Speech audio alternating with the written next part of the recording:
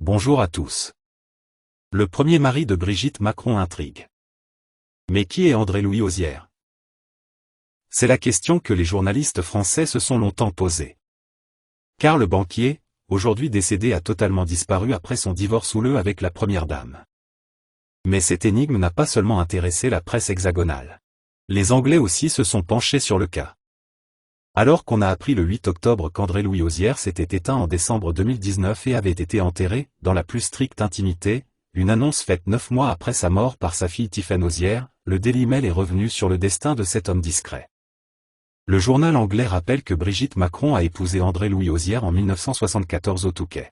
Et dévoile même une photo en noir et blanc de leurs noces publiée à l'époque dans l'Écho du Touquet et les carnets du Touquet. Ensemble, ils ont eu 3 enfants, Sébastien, Laurence et Tiffany.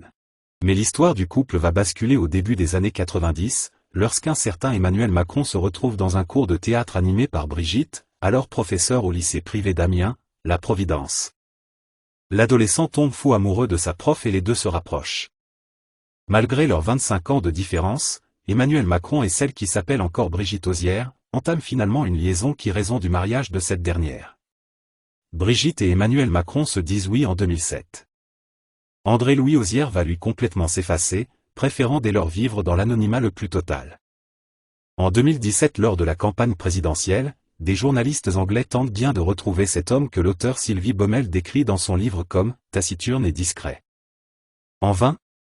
C'est comme si ce dernier n'avait jamais existé. Après le divorce en janvier 2006, André-Louis Hozière a choisi de disparaître, de ne pas faire parler de lui. D'après certains, il vivrait quelque part en région parisienne. Passionné par cet homme énigmatique, pour le dire comme cela, les journalistes anglais ont fouillé partout. Sans rien trouver. J'ai quand même un petit soupçon sur le fait qu'on ait effacé toute trace de lui sur Internet, écrit la journaliste écrivain.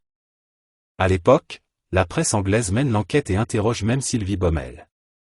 Mais André-Louis Hozière, plus discret que jamais, a bel et bien réussi à disparaître. C'est sur ces bases que doutes et rumeurs vont commencer à se répandre. C'est ainsi que quelques années plus tard, une certaine Natacha Ray, journaliste indépendante de son état, affirme que Brigitte Macron serait un transsexuel. Pour appuyer ses dires, elle se fonde sur toute une série d'anomalies dans le parcours de vie de la première dame. Notamment sur le fait qu'on ne trouve quasiment aucune photo de Brigitte avant les années 90.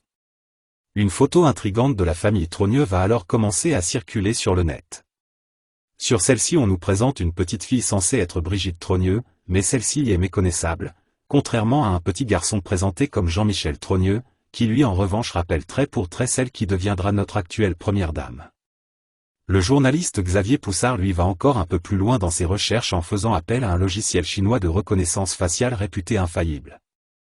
Le résultat est sans appel. Jean-Michel et Brigitte présentent un pourcentage de compatibilité de 85%, ce qui laisse très peu de doute sur le fait qu'ils seraient une seule et même personne. Pour connaître la suite de cette enquête incroyable, n'oubliez pas de cliquer sur le pouce bleu et de vous abonner à la chaîne. Nous attendons vos réactions. À bientôt.